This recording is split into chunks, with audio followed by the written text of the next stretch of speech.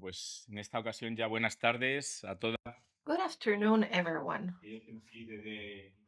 Those of you who are following us online, welcome back to the second part of the second day of the doctoral seminar of the Charles V Europe Awards.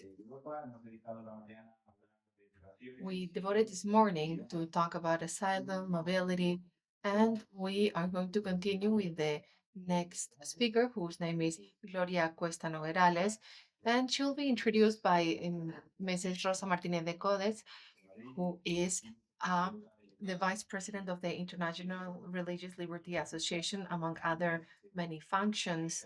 And that's just one of her responsibilities. We have been working with her for many for many years, sorry. She holds a chair of history of America in the Complutense University of Madrid. And we have been working with her, particularly on topics that have to do with religion. And every year we organize here a summer course devoted to different moments in the life of Charles V. She is someone that we are very grateful for because of her commitment with the foundation, and she has participated in many activities and continues to do so. So time is of the essence, and I will give you the floor. Welcome, and thank you very much for being here. Here we are. It's almost 3:30. 3:24. It's Tuesday and it's raining in Extremadura. It's a beautiful day and we are delighted to be here. Are we or are we not? Are we all European? That's hard to say. It doesn't really matter. Let us see how today we have a doctorate student whose name is Gloria Cuesta, and she's going to analyze this phenomenon, how gender matters in migration processes, how women have a specific and important role on how adaptation of women happens in totally differentiated environments. I am not introducing her by chance. I'm delighted to introducing her.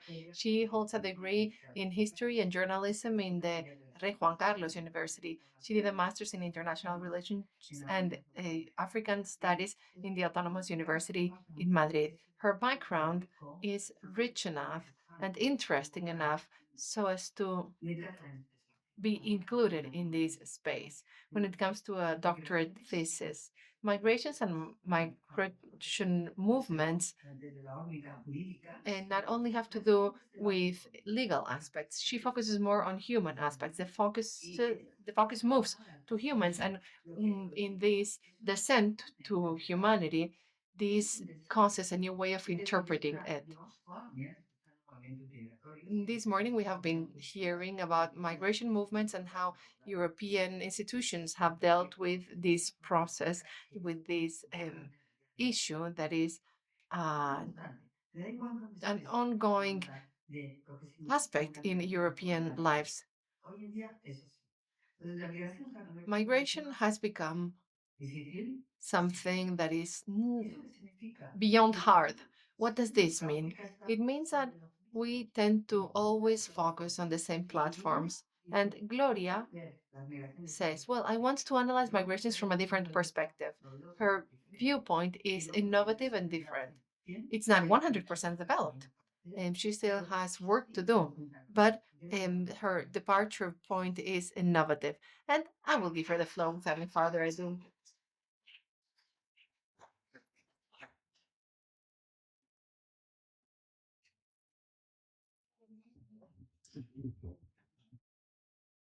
¿Está atrás? No, esta no es. Esta es la de... No. Esta es la Irene. La presento también. Mira a ver si funciona. Mira a ver si funciona. Sí, sí funciona. Perdón.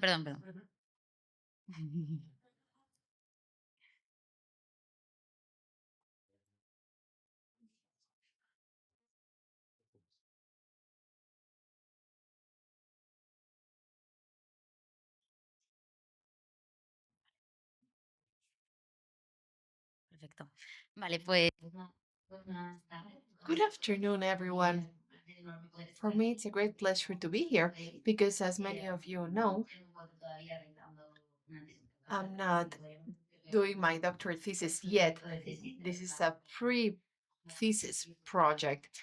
Hopefully, this will be my future in my future work. I brought this title here and will share with you the genealogy of European foreign migration policy, the global migration regime, and the social representation of migrants.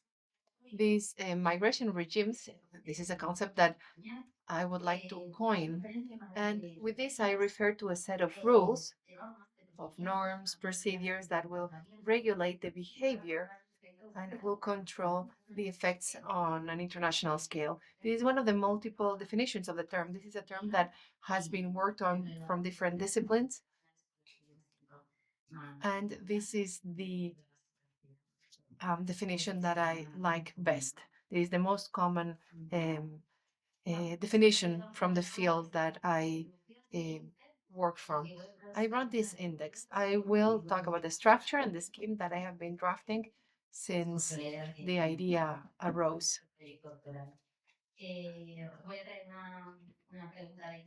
I have a research question, then a space-time context, because although I haven't defined the case studies that I will focus on, for me it is very important to to know where we are working. So I will introduce my topic with the title, theoretical framework, methodology, and objects. There will be 4 specific objectives. And there is a change of perspective that I think gives my thesis an added value. And this is why there is a section on the political, social, and academic impact of my research. Then I will talk about the genealogy of a European migration foreign policy and migration regimes. This is something that my colleagues have already addressed. I will start talking about my research question. How does the political migration policy impact the path of migrants in the Euro-Mediterranean space? And more than anything, I want to focus on the action and collective action strategies that will be developed by migrants. And the scope is the south border. Space-time context. As I was saying before, this is very important, the context. For me, this is of paramount importance. I want to share with you these 2 maps. I brought a quote by Ignacio Mendiola, a sociologist that I really like. He has a book that I recommend all of you who are interested in these topics that is called Power and the Hunting of People, Borders and Necropolitic Safety. The sociologist says that border refers to not only a line that separates two nation states, but that it is a device of sovereign power with all the violences that this involves, real and symbolic. And the migrant is going to be crossed by these lines in their path, in their corporality, and in the way in which they practice and feel the spaces that are being crossed. My first intention is to analyze this hot topic on 3 levels. We have an international level. I will analyze the different mobility dynamics. And then I will focus on the regional level, that is the European migration policy, the agenda, the European agenda. And then I will analyze the resistance strategies in the south pre-border and in the Canarian path. This is very broad. It is still to be defined. This is the title of this free thesis project, Gender and European Migration Foreign Agenda in the Euro-Mediterranean Context, Strategies and dynamics for collective action in the South pre-border. I want to divide my research in two blocks. The first one will focus on a detailed study of this genealogy of the European foreign agenda and how this impacts in the Euro-Mediterranean region.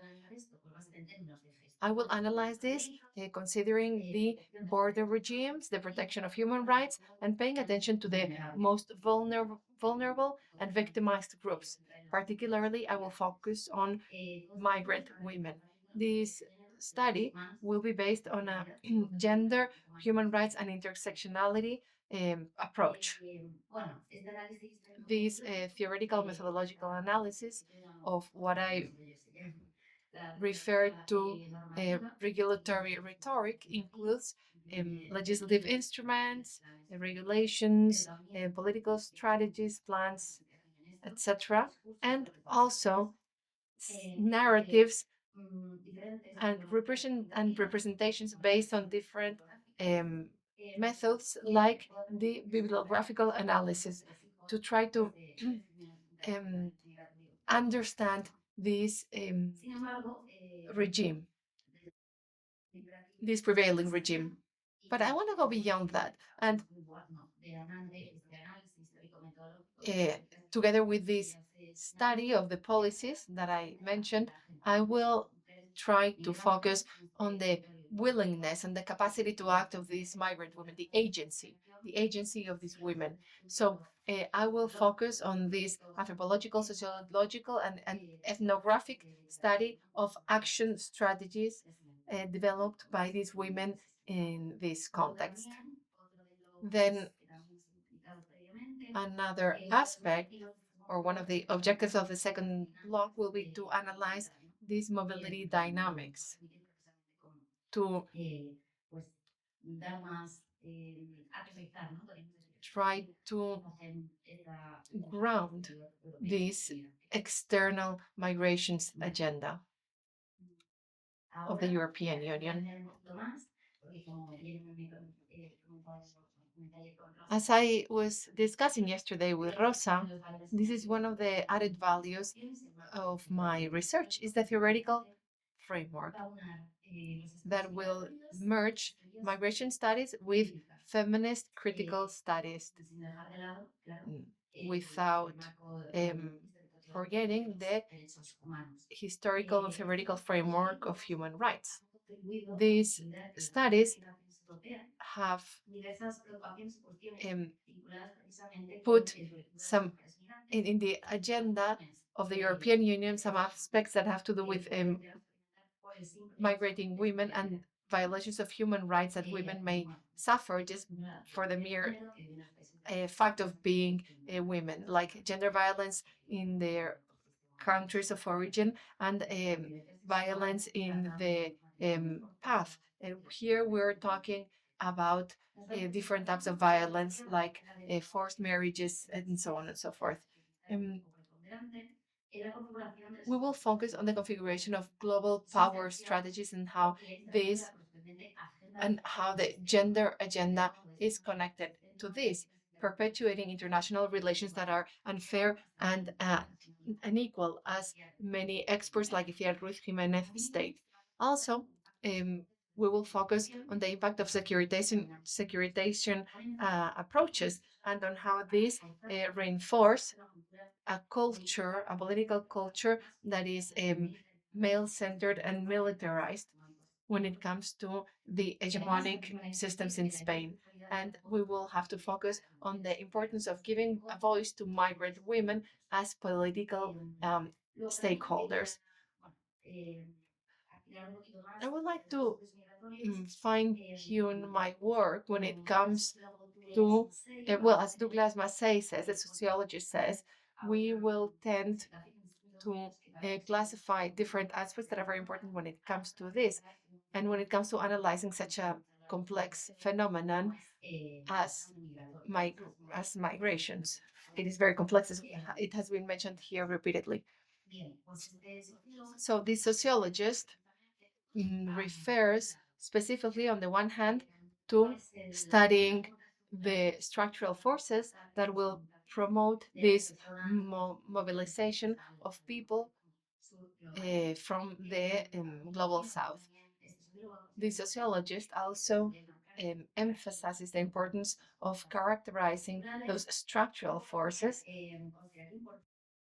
It is also important to focus on the analysis of these grassroots causes and the reasons why people migrate. And we also have to mention the treatment of the social, economic, and the different structures that connect the host countries with the origin countries. As Elma Lutz and Anna Annelina, these researchers say, this connection of these two main studies is. We're talking about migration studies and gender studies. These two connect, and Lutz and Amelina emphasize a critical approach of the border migration regime.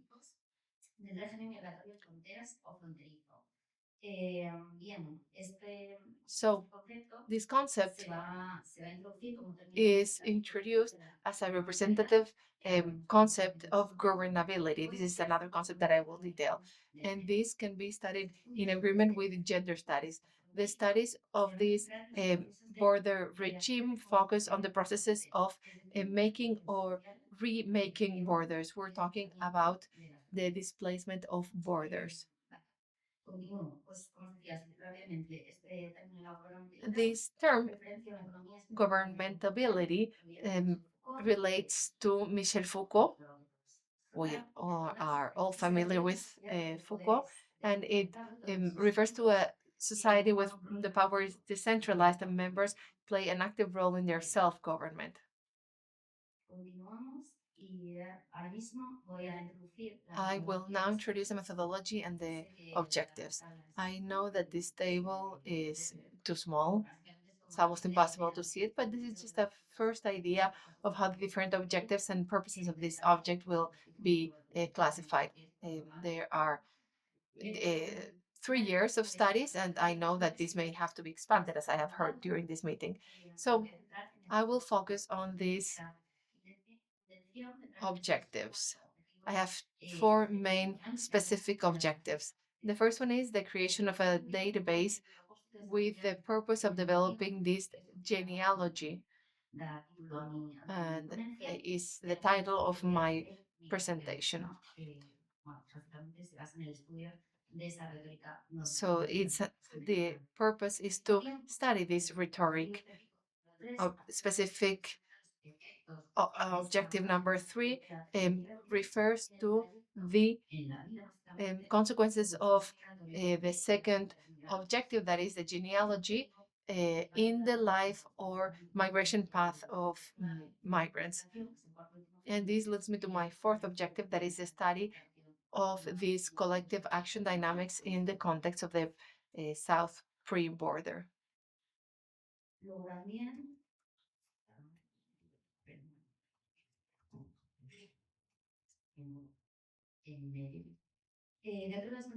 Within methodologies, I want to mention that innovative technologies will be used hand in hand with this bibliographical review of feminist literature. I will focus on this feminist literature that is specialized on governance policies or migration regimes. Governance is defined as a series of behaviors that will define the quality, the exercise of the different levels. This represents a different it has to do with the norms and regulations without the need to resorting to different legislative instruments. We should not lose sight of the fact that there are secondary sources that have to be studied too. I will briefly define what I mean with this concept of genealogy, because I have done extensive reading, and I am going to use qualitative methodologies like the ones that I mentioned in my PowerPoint presentation, the critical analysis of the discourse, narrative productions that have to do with this knowledge.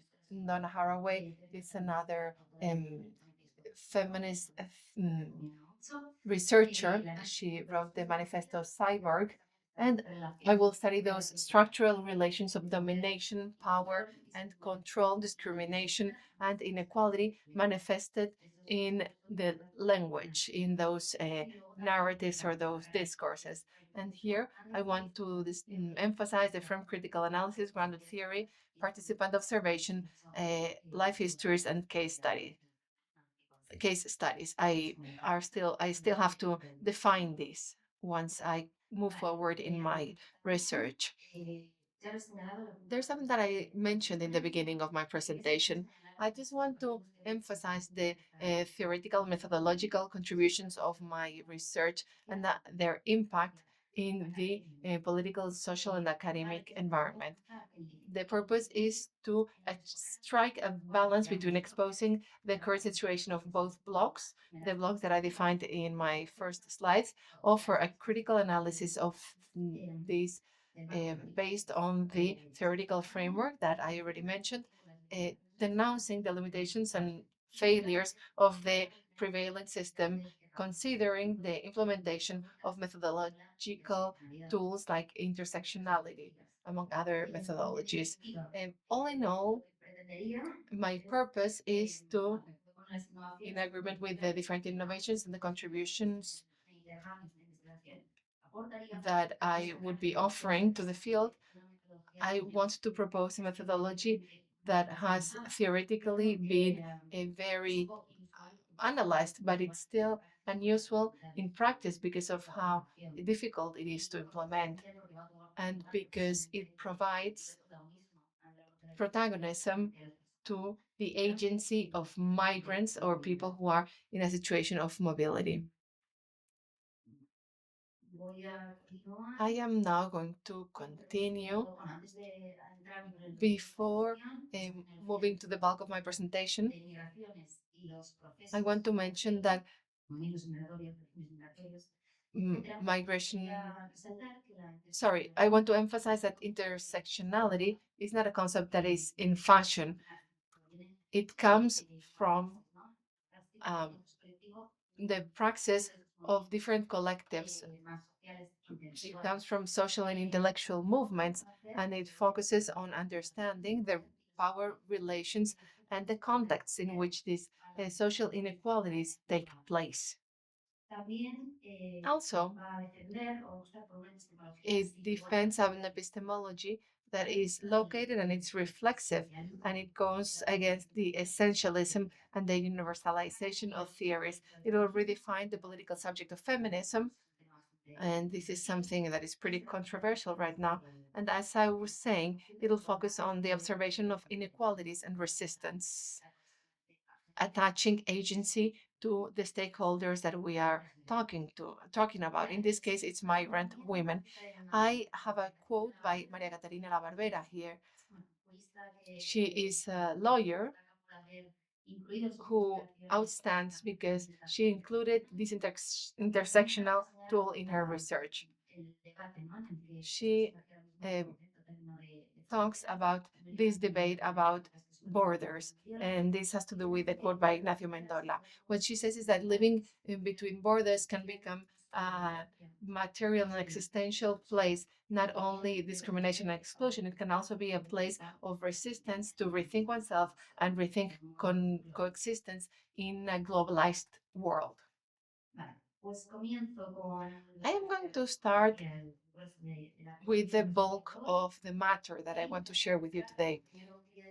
I want to start by defining the genealogy, the securitizations approach, and the different studies that are key when it comes to studying this topic. We have authors like Fernando Galindo Rodriguez, who considers that this historic genealogy is a basis of the physiognomy of the discipline, in this case, international relations. That is, we are talking about research agendas analysis category, the succession of debates, and theoretical and methodological research premises. Regarding the securitization approach that started being developed in the 90s, I will tell you about the chronology later on, and we will see what was happening back then. This approach considers that international migration of undocumented people, or illegal or irregular, as it is known, is a threat to the security of a country.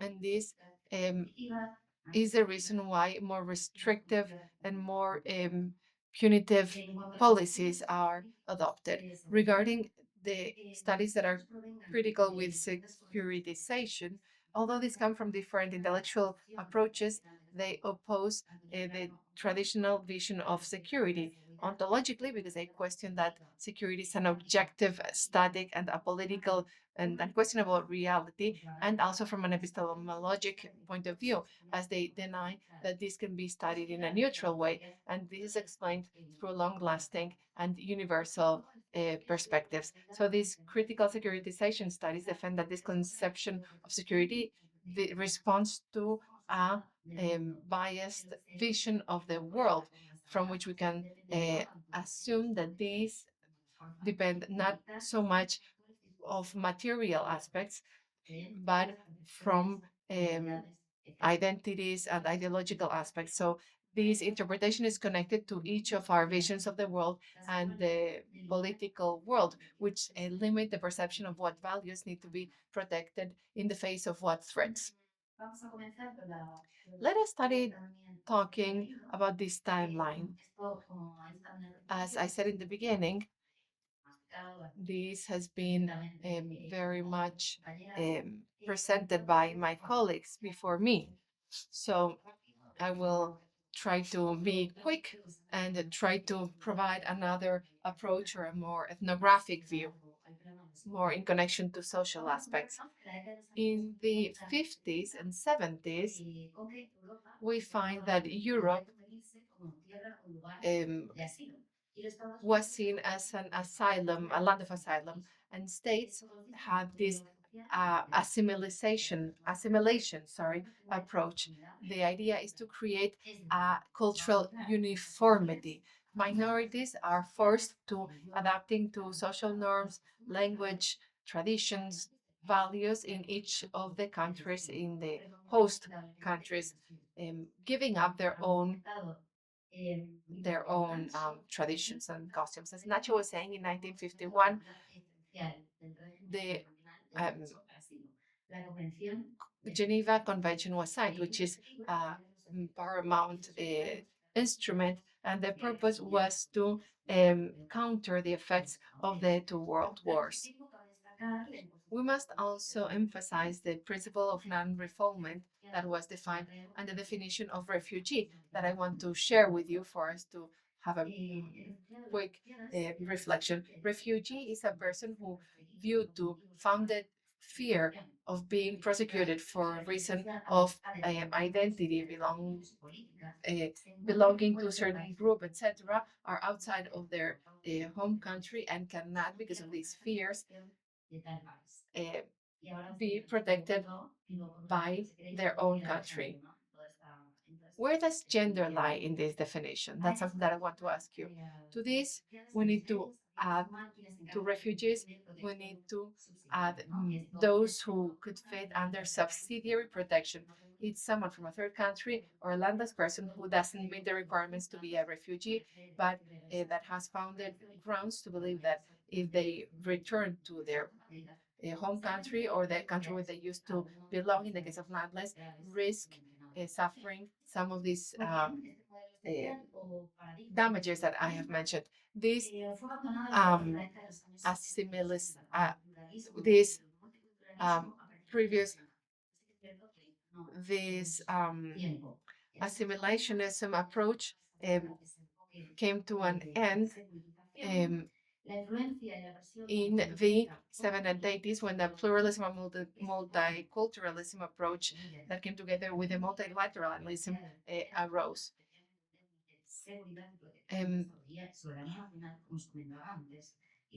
Then it came to a point where a certain perspective, a new perspective appeared. The neo-assimilationist perspective was adopted. A European government that had very different ideologies started including more severe restrictions, although this happened before certain events happened, before the next millennium. In the 90s, member states signed the famous Dublin Convention that establishes that the country where a migrant person sets foot for the first place has to deal with the situation. In 2003, this was replaced by regulation by Dublin 2 that establishes a new regulation, and then we have Dublin 3 that focuses on the improvement of the efficacy and performance of the system, as well as the protection conferred to asylum seekers. Considering Geneva, the refoulement of migrants to a country where they can suffer degrading treatment are forbidden. Then we had the Schengen space that was created. It has been mentioned a number of times today. Member states rethought the need to reinforce the control of external borders in the European Union, as well as the management of migration flows, creating common control. As James Huseman said, since its beginning, the European migration policy has been focusing in the field of security, has been focusing on security.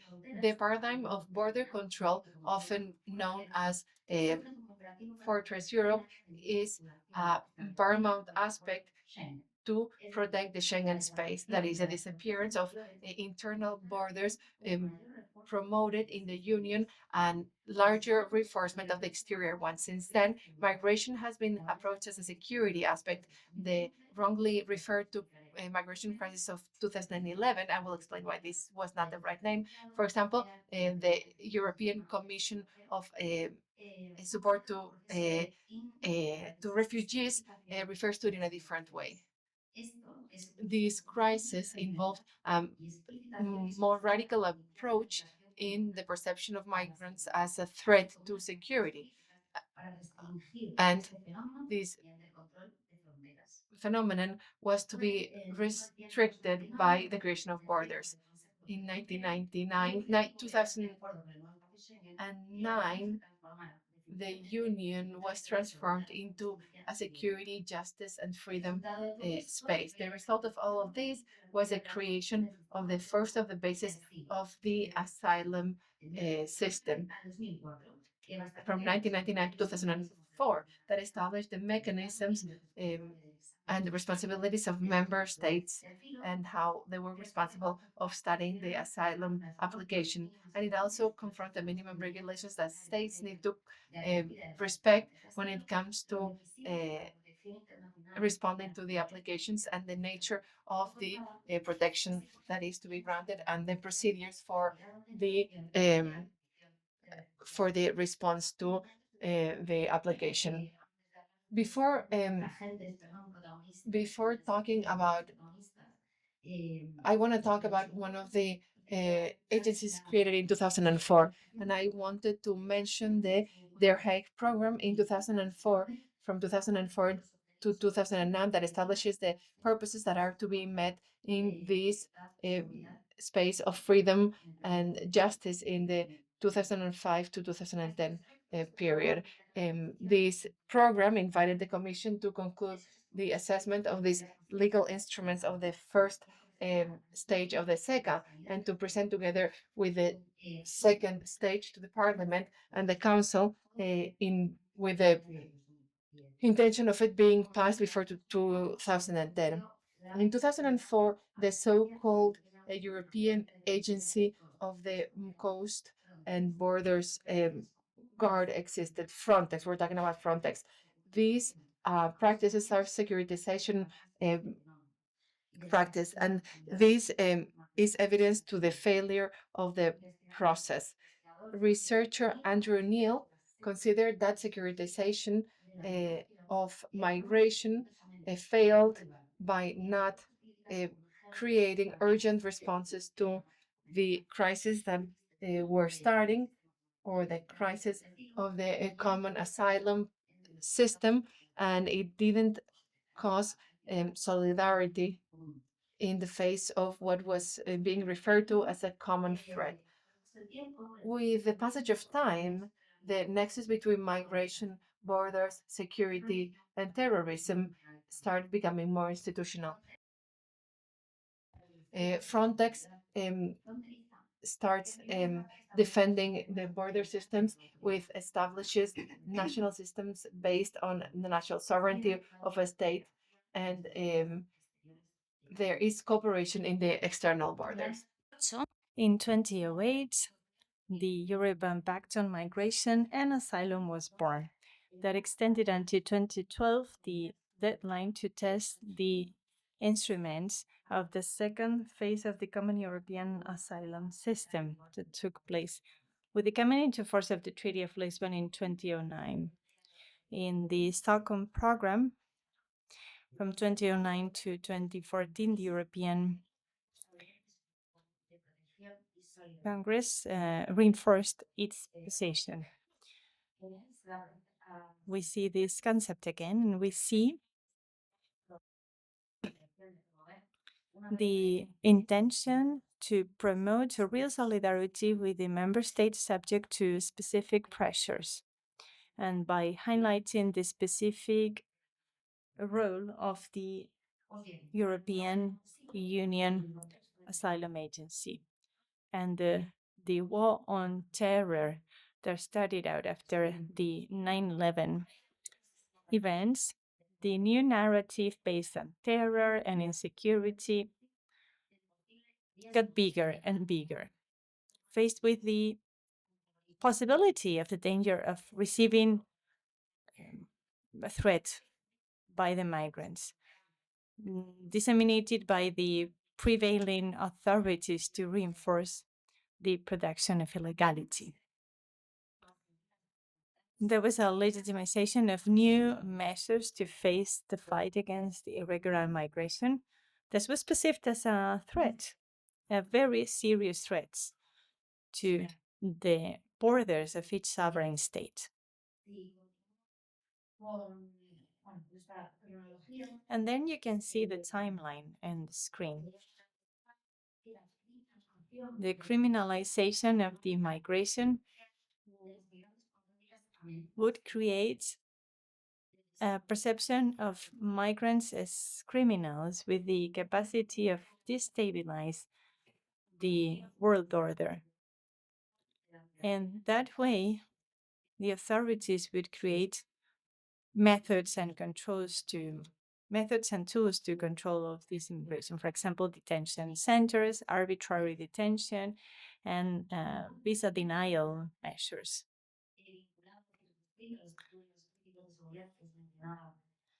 So as I was saying at the beginning, we can see that the phenomenon of securitization will pervade all devices, all tools that were deployed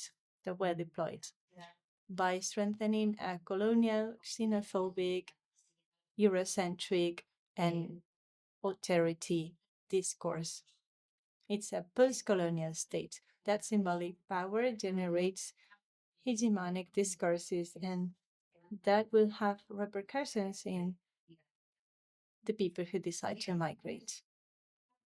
Before focusing on that realistic, pragmatic turning point in 2015, I will say that, as Gundar might have said, since the Arab Spring until the conflicts in the Middle East, for example, the Syrian war, we can see some form of destabilization in the neighboring countries of the European Union, given the increase in the flows of immigrants, people trying to cross the European Union borders. Faced with this increase of the migrant pressure in 2015, the European Agenda on Migration was created. The main point was to create an efficient program of returns. It's a neoliberal program. It used incentives for avoiding migration and preventing the migration. It created a list of hotspots. Instead of finding safe and secure ways to migrate, it tried to prevent it altogether by creating registries of migrant people and by taking the fingerprints of the people who migrated. So this was a recession in this migration policy, but it didn't give any way to new policies or pacts. The European Council did not even modify the Dublin regulation.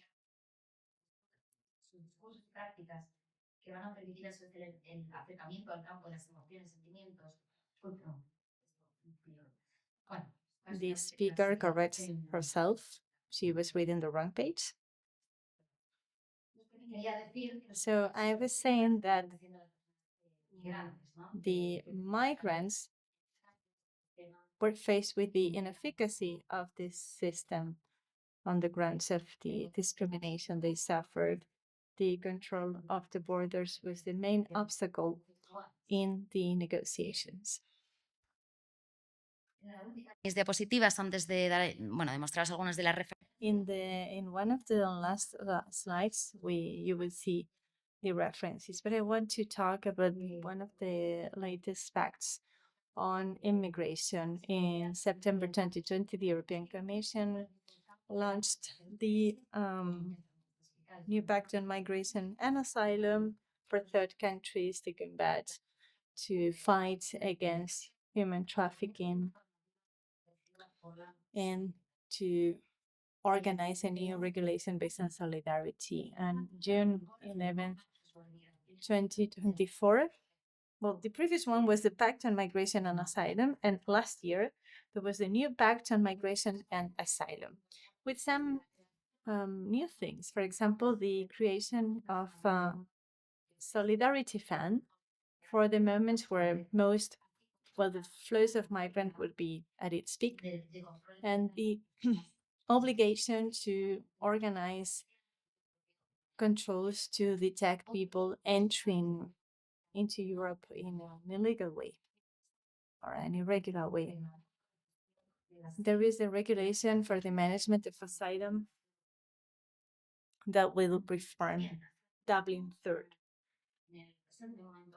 So this is the present time. Las migraciones, OIM, están. So now they are promoting a new regime to globally manage all the migration flows based on the perspective of the migration governability. It's an assembly of governance elements where the state institutions, political, social, and cultural institutions will work together. Before going to the end of my presentation, because I only have 6 minutes left, I need to say that this approach that we'll be talking about human rights and development, considered by Eduardo Domenech, a philosopher, will not be an alternative to the securitizing pathway. They will be complementing each other. So this approach goes against the efficacy of the restrictive, punitive, and coercive measures promoted by the securitizing approach, classifies migrants based on their usefulness, based on a cost-effective rationale, not just economic rationale. So it can benefit both the host and the recipient, the source and the recipient countries, and it can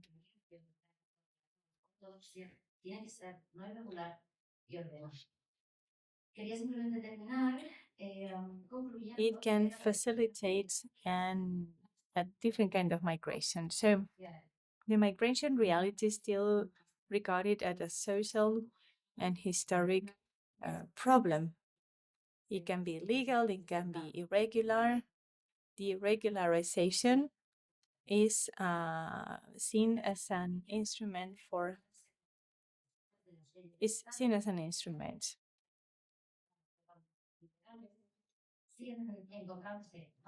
and people who migrate are still marginalized and they are portrayed as victims or terrorists. How to manage migratory flows is no longer the priority issue, giving way to questions about how to deal with border controls or irregular migration.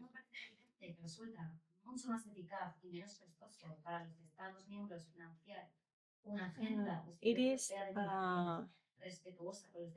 it may be evident that countries would benefit from organizing a more humanitarian way to organize these migration flows, for example, family reunification, better visa handling.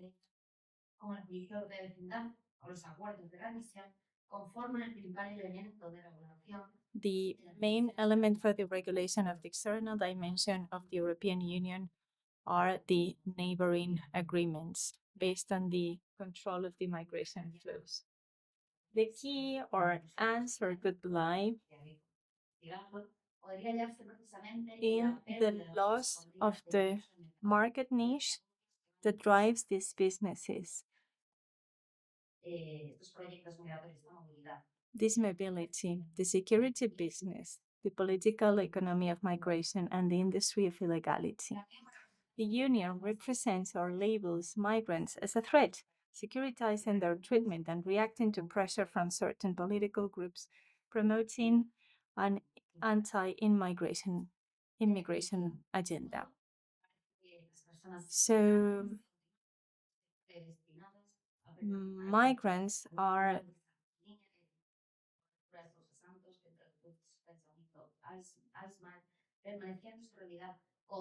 in the reality, they are condemned to the existence. They are to be seen at the margins of a world that will probably not accept them. That's all. Thank you very much.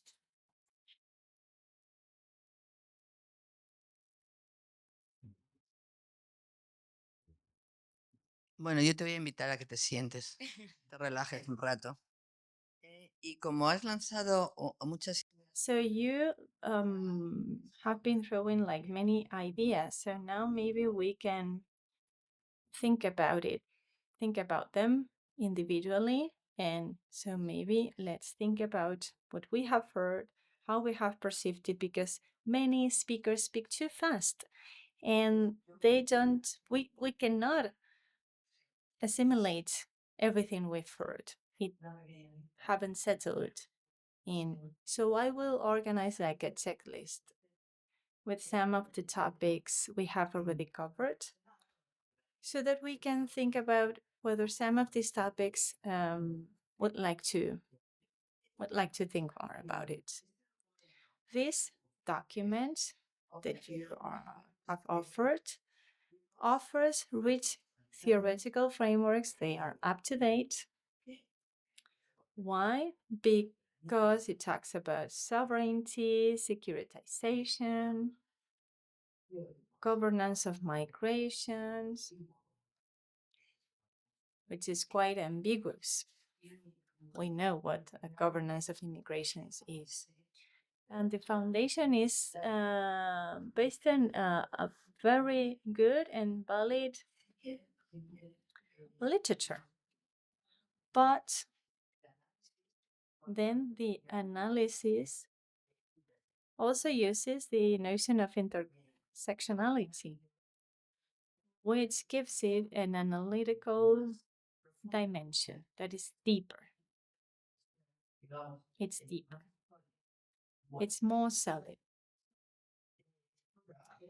And then your work is also benefiting from the combination of political perspectives. At the same time, there are legal perspectives, sociological, historical. So this means that somehow we can explore both the implications from an international level, also through the effects on the migrants, the population that emigrates. The migration policies are based not on the needs of the states, but they should take into account so the needs of the migrants. And when you look at those migrants, you also look at the gender issues.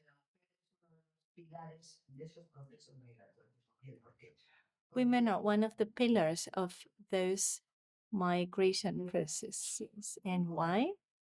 They can facilitate integration or disintegration in the recipient countries. Something else I need to know.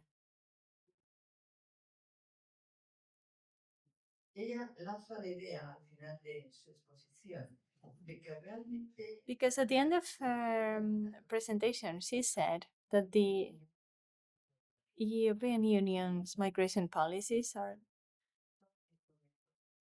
biopolitical instruments because they decide who can get in and who can't, who can get into this privileged space and who can't. That's another way to see the migration policies. They've got an analytical basis.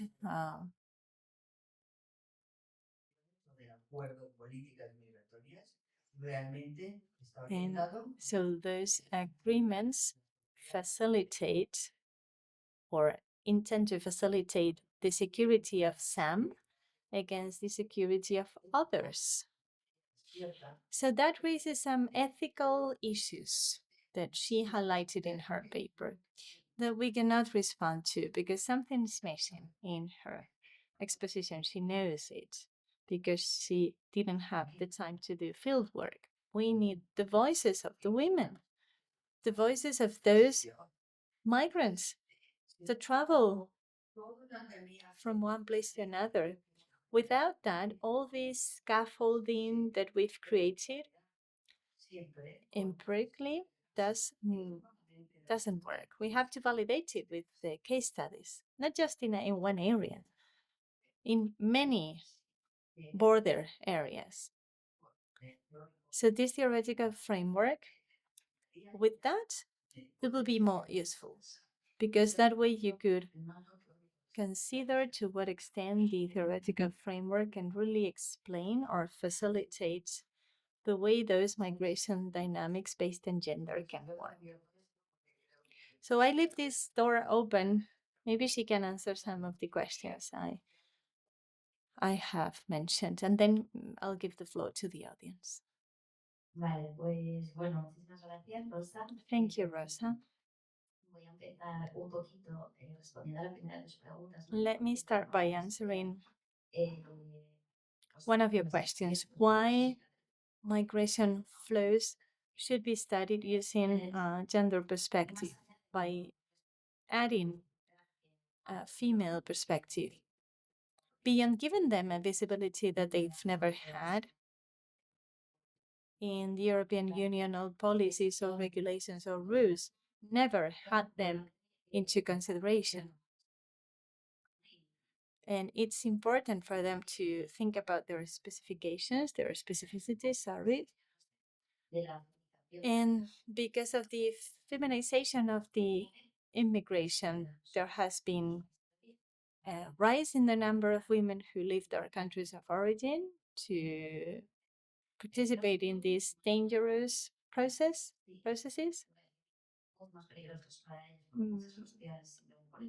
Much more dangerous for them just because they are women. I'm talking about violence. I think I mentioned them when I was talking. So this is a key aspect.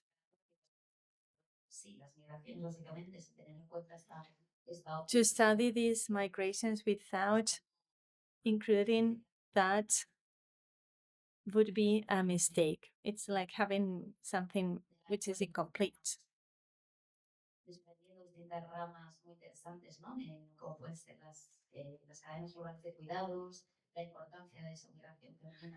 So we need to understand, for example, how important they are when it comes to the remittance they send, the remittances they send. The key of my research is, well, the focus is on the resistance strategies, that cooperation, that agency of the female migrants in the border areas. That's why I need to do some field work. That will enable me to narrow the scope of my work and to understand what kinds of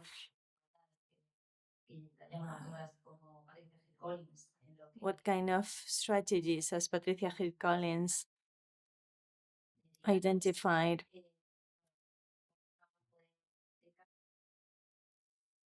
So I need a very complete field work. This is what I'm really, I find myself passionate about. And I think I will make. Is it me already? Okay, that's fine. Thanks. Thank you very much, Gloria, for this paper. I think it's a very important topic you are going to tackle. As an historian, I'm sure that you are aware that Europe has always been a continent of migration. Think of the more than 50 million Europeans who migrated into the world in the first three quarters of the 19th century. And they experienced border situations as well. Think of Ellis Island, for instance. I'm not quite sure whether you are aware of another example of enforced migration. Shortly, well, at the end of the Second World War and in the first years after the Second World War, there were 12 million Germans who were forced to leave the former German territories in the East. Most of them female, because their husbands usually were either prisoners of war or dead. About 25% of the actual population of Germany has this migrational background, so that's a significant number. Not so much talked about, but could be quite an interesting point of reference for you. And if you're looking for field work, I'd like to draw your attention to the IMIS, the Institute for Migration Studies and for Migration Research and Intercultural Studies of the University of Osnabrück. They are working internationally. I think English is the communication language there, and they offer grants for doctoral projects. Thanks. Thank you very much. Well, for all the recommendations, and I really appreciate all your points. I will consider for sure. I will study the pretty deep, I could say, all that German migration, because I have never read something related to. So really interesting. Thank you so much. Thank you. Really interesting. Thank you so much. Thank you. Buenas tardes, soy Ignacio Fornaris, Universidad CEU San Pablo y Hello, my name is Ignacio Fornaris from San Pablo CEU and Bologna. I'd like to know whether in that gender aspect you will include only the cisgender women, or maybe you will also talk about the transgender people, because they are especially vulnerable in the migration channels. I think the CR has its own protocol for transgender women. On the other hand, I'd like to know whether you will be focusing on just the arrival of the migrants, the first part of the migration flow, just the arrival, or also the inclusion process, because that's a different kind of thing. In Spain, for example, Latin American people have an easier time integrating themselves because of the language and sort of culture and tradition. But for others, it's different. So thank you, because this is a very hot topic. You've been talking about identities.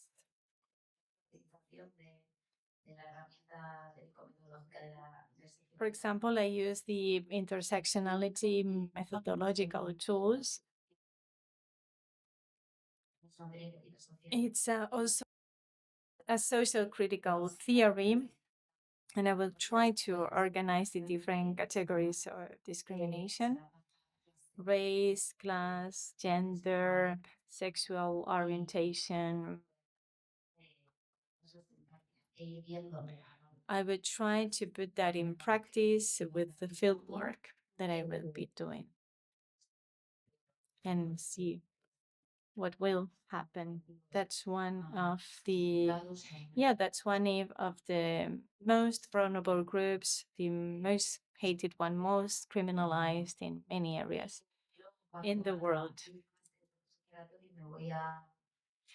And then regarding the migration phases, I will focus on, since I will like to do my research on 3 levels. One that will be more international, in which I would try to split it in 4 different steps. In the first international level, I will take into account why people decide to leave, the structural forces that make them leave their countries. In that case, I will be looking at the origin. I will focus in then on the transits. And for many people, the border is the transit and then the destination when it comes to focusing on the actions of the female migrants. So yes, I will have it into account too. But I still need to think about it. This is my preconceived ideas. And then I see what happens and how it will unfold. Hello, Gloria. My name is Irene from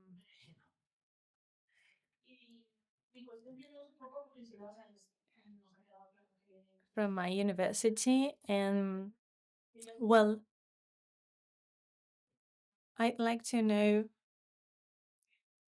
how you've chosen your methodology. I think you have to do something qualitative, but I'd like to know how you will how you envision to do the interviews, the mapping, the roadmap. And I would also like to know how you organize the case studies, because they take a long time.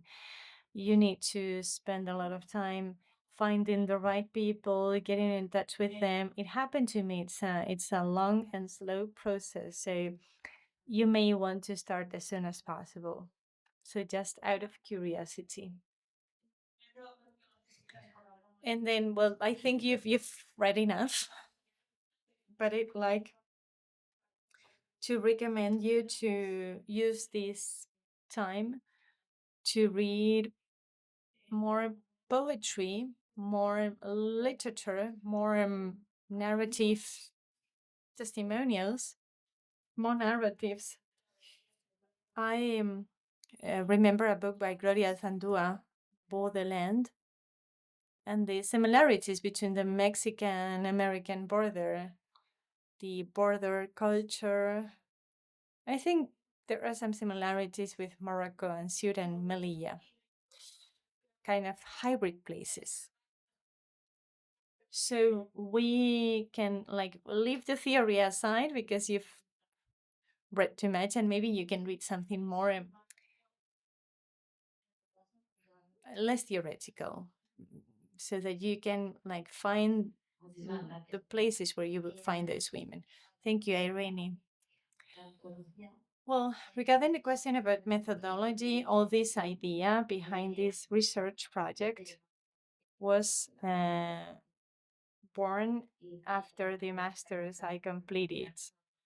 International Relations and African Studies in the Autonomous Community in Madrid. And I did some internship funded by the Madrid City Council, and the coordinator of my master's degree was my director. I was part of the research team, and the project was called Women on the Move in the city of Madrid.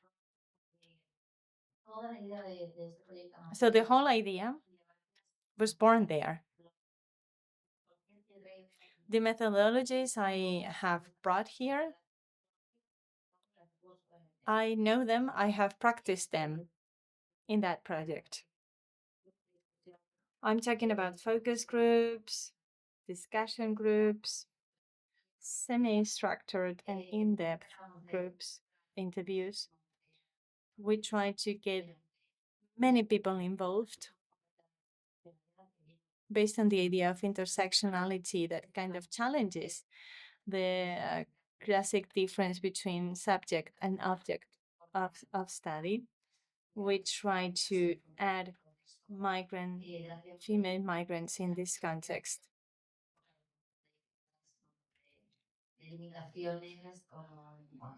So there are many obstacles, many challenges, for example, data crossings, which you also need. I was trying to get something quantitative here, but yes. I would like to develop more qualitative methodologies, case studies, life stories, of course. And I will try to take that direction. Thanks very much for your recommendation, because Yes. Well, I was very interested by the two documents you show. First, a document based on a very long period, from the 50s to today. Do you intend to make a dissertation on all this period, or do you want to focus on more a shorter period? Because the second document, the budget of Frontex, is very interesting. And during these 25 years, I think it's largely enough to write a very nice thesis. And if you look at that document, you see the beginning of Frontex. The budget was really little. But you have a second period with much higher, but you know, the budget was constant during 8 years. And after, there is a very quick growth. So if you can explain, there's a specific moment by a change in the politics, and if you are able to find the document, but you need secondary or primary source, but just on this moment, I think you can give us something really new and interesting. If you only put the literature and make a mixed and well-written dissertation, your contribution could be not so interesting. But you have, I think you have to focus, and you have one document you show us can be perhaps a beginning to a more, precise and strong perspective. Okay, yes, thank you so much. I totally agree with you.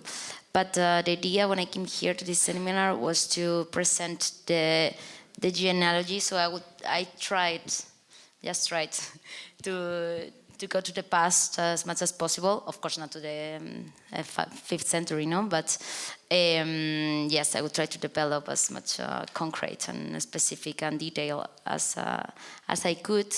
But yeah, I would try to focus more on this century, the 21st century. As of, I would need to define, to determine, yes, the exact period, or the moment, something that gives me like the idea to, yes, this is quite interesting. And the graphics, I think that you are talking about the graphics, right? Yeah, about the inversion of the, yeah. Yes, they're really, really impressive. And it shows how everything went, is going, and who knows if it will go. Thank you. Wow. Thank you. Buenas tardes, Gloria Karen. Good afternoon, Gloria Cuesta from the University of Granada. Thank you very much for presenting this topic. I think it is very interesting, very necessary, and in line with what has been said, in line with what Eric was saying, less is more. That is, the more specific your work is, the better. I think you want to cover many things, many issues, and that's not possible. I don't know if you want to write 2 or 3 doctorate theses, but the more you limit the scope, the more you limit your work to a group of people or to a specific period. I don't know if your work is an independent one or you're working in a group. I'm not even enrolled in a doctorate program. This is very important when it comes to listening to, for example, the suggestions that Professor Rosa made. You want to implement a specific methodology, and that's what gives the scientific support of our theoretical work, like in our case in the field of law, because we are always criticized because we are very theoretical. We have to do interviews, case studies, phenomenology, etc.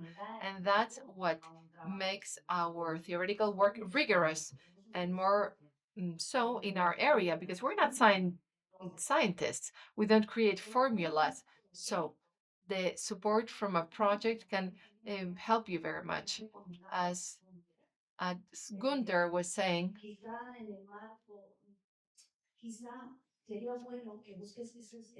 maybe you have to look for that support from associations or organizations to access a specific type of population, because it's not easy. Oh yes, I'm gonna run interviews. Who, when, what will be your criteria? How will you carry out the selection? No, you have to go through an assessment process that validates your cohort.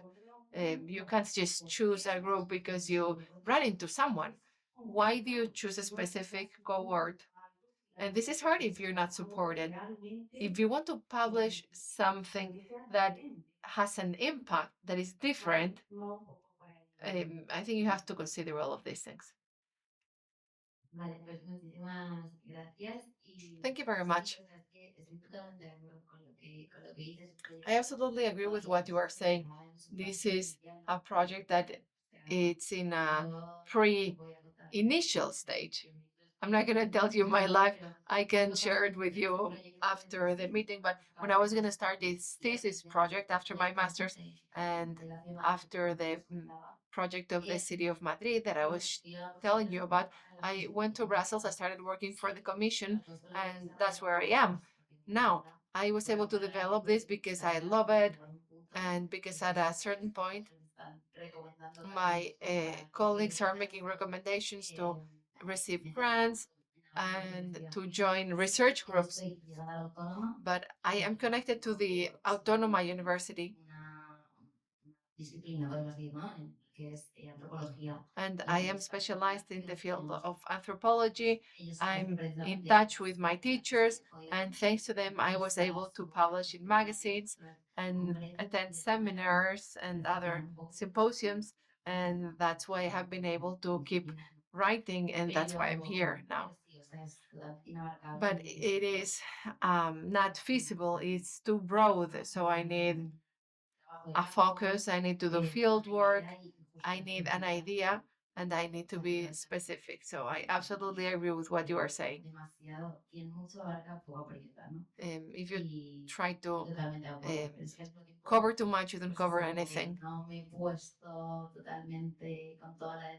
I haven't been able to devote myself fully with the time that this and the care that this project would merit. But I know that I will manage. Thank you very much. After this declaration of intentions, thank you. The last questions opened up a very interesting field. How many of you who are here will you finish your PhDs? Do we keep a register? How many of the participants end their PhD research? It is understood that most or all the people who come to these courses finish them. However, we do not have an archive. It's not the purpose of the course, because we do not support the doctorate or the PhD research in itself. What we support are the works on the topics that we suggest, but these are not scholarships to support the doctorate in itself. Thank you. This is something that you had probably considered. Gloria has an advantage. She has an intuition as a researcher. Not everyone has an intuition. She has the intuition to know what aspects from a complex topic should be researched. She started working from a theoretical perspective because what she had at hand was the bibliography. That is, those support elements, initial support elements to start conceiving a doctorate thesis. I don't know, how do you approach this? You count the years, the dedication. How long does it take you? 3, 5 years? Some people say yes, 4. If it's 4 years, it's 4 years of maturity. It requires a certain level of maturity. It's not something that you can just imagine. It requires to be mature, to be able to get a topic, own it, and innovate on it. Innovation is being required. That's why theoretical frameworks are not enough. You have to show your innovative capacity by adapting to the empirical reality. It's that balance that you commented. Finishing a doctorate thesis in isolation, it's almost impossible nowadays. It's incredibly hard because if you are part of a team, of a research team, you are getting an input. You are receiving those analysis elements that may serve you to specialize on a specific topic.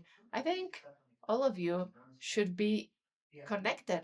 And if you're not, you should. You should connect to those groups that can help you expand your own approach, to have a broader approach, because that will give a deeper depth to your doctorate. This is not something that I was thinking ahead of time. I'm just speaking as the ideas come to mind. I think it's useful. Try to find connections for your research, because these will serve you for the future. Doctorate theses need to be disseminated before they're passed by a commission, by assessment commission.